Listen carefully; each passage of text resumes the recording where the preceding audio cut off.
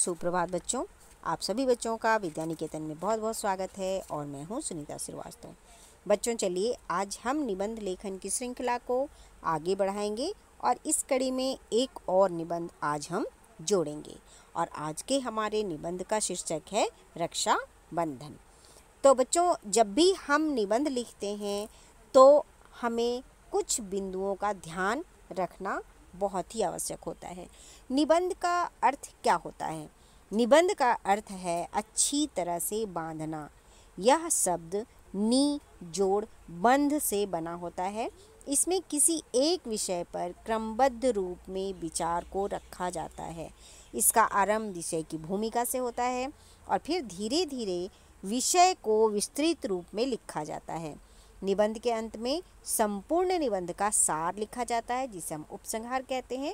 यह विचारों की क्रमबद्ध संगठित व पुष्ट श्रृंखला है जिसमें लिखने वाला विभिन्न उदाहरणों के माध्यम से या कुछ छंदों के माध्यम से या कुछ कविताओं के माध्यम से अपने विचारों को पुष्ट करते हैं और अपने निबंध को सुंदर रूप प्रदान करते हैं।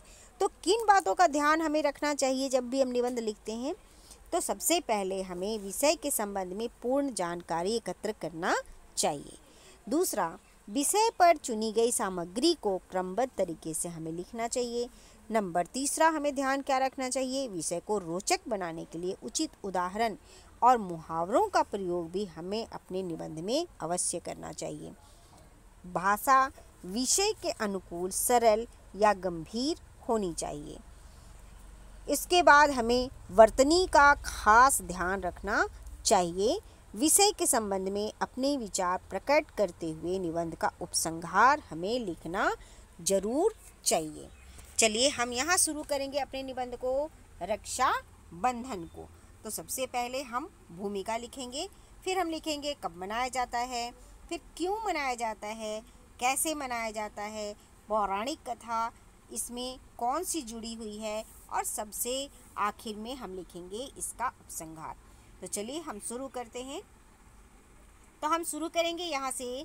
जैसे भारत में अनेक त्यौहार मनाए जाते हैं तो उनमें से रक्षाबंधन भारत के प्रमुख त्योहारों में से एक है और यह त्यौहार अन्य त्योहारों से जरा हटकर है और भाई बहन के प्रेम का प्रतीक है। रक्षाबंधन त्यौहार का आरंभ कब हुआ यह तो निश्चय पूर्वक कहना कठिन है, लेकिन वैदिक काल से ही ब्राह्मण राजाओं तथा यजमानों को रक्षा सूत्र बांधते थे। पुराने समय में अभी तो भाई और बहन का ये त्यौहार हो गया है, लेकिन बहुत पुराने समय में जो ब्राह्मण होते थे, जो पंडित जी लोग होते थे, वो राजाओं के घर जाते थे या अपने यजमानों के घर जाते थे और उन्हें रक्षा सूत्र बांधते थे। और कहा जाता है कि चित्तौड़ की रानी कर्मवती ने बहादुर शाह जैसे शक्तिशाली राजा पर विजय प्राप्त करने के लिए तथा रक्षा की कामना से हुमायूं को राखी भेजी थी। यानी वो चाहती थी कि हुमायूं उनकी मदद करे और इसलिए उन्होंने उनको रक्षा बंधन यानी कि राखी भेजा था। हुमायूं ने राखी का प्रण निभाते हुए बहादुर शाह पर हमला किया और उसे पराजित कर बहन की रक्षा की। रक्षाबंधन का जो त्यौहार होता है ये श्रावण मास की पूर्णिमा को मनाया जाता है। इसमें काफ़ी दिनों पूर्व ही बाज़ारों में राखियाँ बिकने लगती हैं। सब बहनें बड़े प्यार से अपने अपने भाइयों के लिए राखियाँ खरीदती हैं और उन्हें बांधती हैं।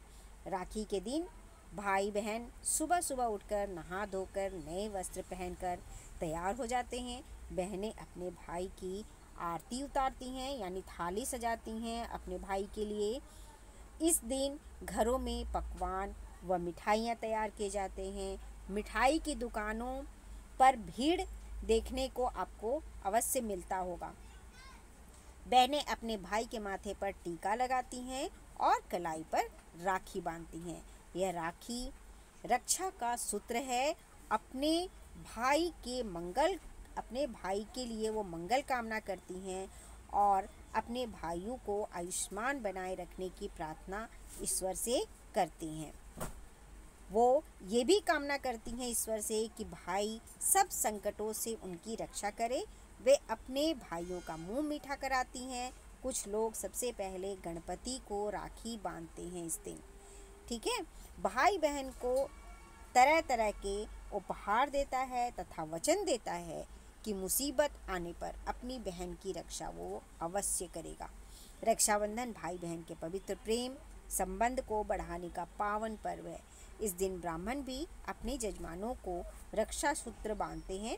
बहनों की तरह वे भी सबकी समृद्धि की कामना करते हैं और इस दिन खीर व सेवइयाँ अवश्य बनाई जाती हैं तथा इसे देवताओं को प्रसाद के रूप में चढ़ाया जाता है।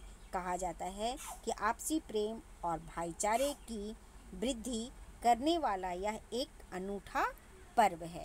तो यहाँ देखिए, हमने रक्षाबंधन के त्यौहार को बड़े ही अच्छे ढंग से अपने निबंध में रखा है। आप चाहें तो अपने अनुसार इस निबंध में कुछ और पंक्तियाँ भी जोड़ सकते हैं और अपने निबंध को बहुत ही सुंदर रूप प्रदान कर सकते हैं। तो यहाँ पर हमारा ये निबंध खत्म होता है। चलिए हम आगे बढ़ते हैं और एक और नया निबंध हम अपनी श्रृंखला में जल्दी जोड़ेंगे। तब तक आप अपना ध्यान रखें और निबंध को पूरा करें। थैंक यू बच्चों, हैव ए नाइस डे।